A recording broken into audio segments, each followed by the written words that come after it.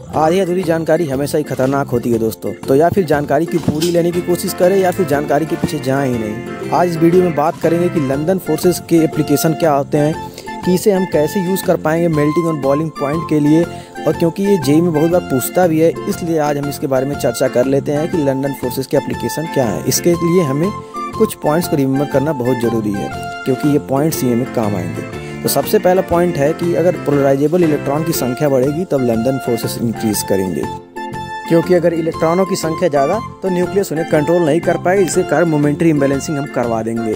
दूसरे पॉइंट को देखते हैं, ये है मॉलिक्यूलर वेट के बारे में। मॉलिक्यूलर वेट बढ़ाने के लिए एटॉमिक नंबर बढ़ाना पड़ेगा। एटॉमिक नंबर बढ़ेगा तो इलेक्ट्रॉन वैसे ही बढ़ जाएंगे, जिसके कारण मोमेंटरी इम्बैलेंसिंग करा देंगे। तीसरा और डोमिनेटिंग पॉइंट हमारे है मॉलिक्यूलर साइज के लिए। सिंपल सी बात है, मॉलिक्यूलर साइज भी तभी बढ़ेगा जब एटॉमिक नंबर ज़्यादा रहेगा। एटॉमिक नंबर बढ़ेगा तो नंबर ऑफ इलेक्ट्रॉन भी बढ़ जाएंगे, जिससे हमारा लंदन फोर्सेस इंक्रीज कर जाएगा। ये थोड़ा ज़रूरी है, इसको ध्यान में रखना है, क्योंकि डोमिनेटिंग पॉइंट है। कभी कभी ऐसा होगा कि आपको पहला दूसरा पॉइंट से नहीं आंसर मिलेगा, लेकिन तीसरे पॉइंट से खचाक से आंसर मिल जाएगा, जो कि हम एक्सेप्शन में भी इसका यूज़ देखने को मिल जाएगा। लंदन फोर्सेस कैसे बढ़ेंगे आपको पता चल ही गया है। अब ये भी जान लीजिए, अगर ये लंदन फोर्सेस बढ़ता है तो क्या क्या घटित होता है। ये लंदन फोर्स बढ़ता है तो फिर मेल्टिंग पॉइंट बढ़ता है और बॉइलिंग पॉइंट बढ़ता है। कुछ एक्सेप्शंस होंगे जिनके बारे में बाद में बात किया जाएगा। अभी तो समझने के लिए एक एग्जाम्पल दे देते हैं फटाफट। एक एग्जाम्पल लेते हैं हम नोबल गैसेस के एटम्स का, जिसमें हीलियम, नियॉन, एर्गॉन, क्रिप्टॉन और ज़ेनॉन को हम रखते हैं, और इसमें हम कोशिश करते हैं कि किसका मेल्टिंग पॉइंट ज़्यादा है, किसका बॉइलिंग पॉइंट ज़्यादा है, ये पता लगाने का।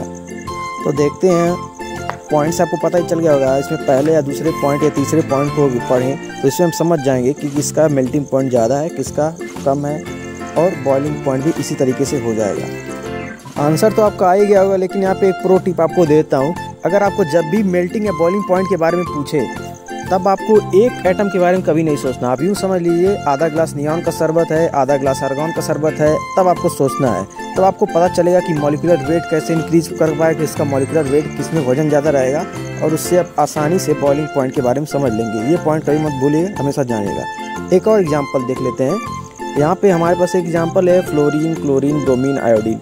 अगर हम एप्लीकेशन ऑफ लंदन फोर्सेस का इस्तेमाल करके यहाँ पे बॉइलिंग पॉइंट का ऑर्डर निकालें, तो यहाँ पे ऑर्डर कुछ इस तरीके से आएगा। सिंपल सी बात है, मॉलिक्यूलर वेट आगे बढ़ता चला जा रहा है, लंदन फोर्सेस बढ़ रहे हैं। दूसरा एग्जांपल देखते हैं, सेम इसी तरीके से भी सबसे आगे जो SnH4 है उसका मॉलिक्यूलर वेट ज़्यादा है, फिर इससे कम, इससे कम, इसी तरीके से हमारा तीसरा वाला भी हो गया। तो फिर देखिए, हमने लंदन फोर्सेस के इस्तेमाल से किस तरीके से बॉइलिंग और मेल्टिंग पॉइंट को निकाल लिया, बिना किसी झंझट में, सस्ते में समझ लिया, और एकदम मस्त तरीके से, कहीं दिक्कत नहीं आया।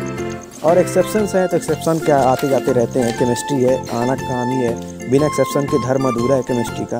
तो एप्लीकेशन ऑफ लंदन फोर्सेस यहाँ पे ख़त्म होता है। आपको बस वो जो 3 पॉइंट मैंने लिखे हैं ना, अमर, अकबर, एंथनी, इसके बारे में ध्यान रखना है, इसको मत भूलना।